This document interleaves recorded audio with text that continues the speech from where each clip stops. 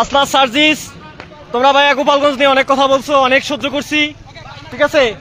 গোপালগঞ্জের মানুষ আপসীন, গোপালগঞ্জের মানুষ আসলে গোপালগঞ্জ মানে কি, গোপালগঞ্জের ঐতিহ্য, গোপালগঞ্জের সন্ত্রাসীকে কি গ্রেপ্তার করা হয়েছে যে ফেসবুক লাইভে এসে হাসনাত আব্দুল্লাহ সার্জিস এবং এনসিপির নেতাদেরকে হুমকি দিয়েছে, রাস্তা ব্লক করেছে।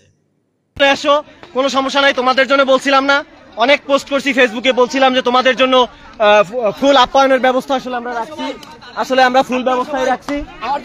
এই দেখো তুমি, এই যে এই শোনো ভাই, এই যে দেখো, এই ছেলের নাম সাদ্দাম হোসেন, বাড়ি গোপালগঞ্জ টুঙ্গিপাড়ার আশেপাশে। সবাই চট্টগ্রাম থেকে চলে আসছে, সবাই প্রিয় মুখ, ঠিক আছে।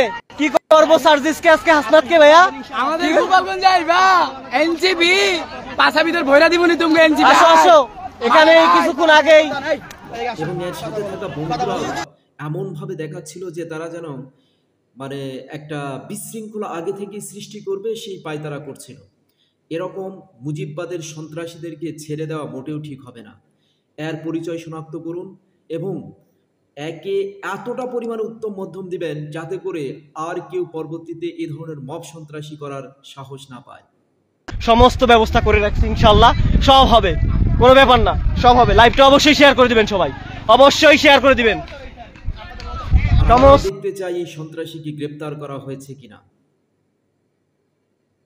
20 কিলো অতিক্রম করে তোমাকে টুঙ্গিপাড়া যে মানে তোমাকে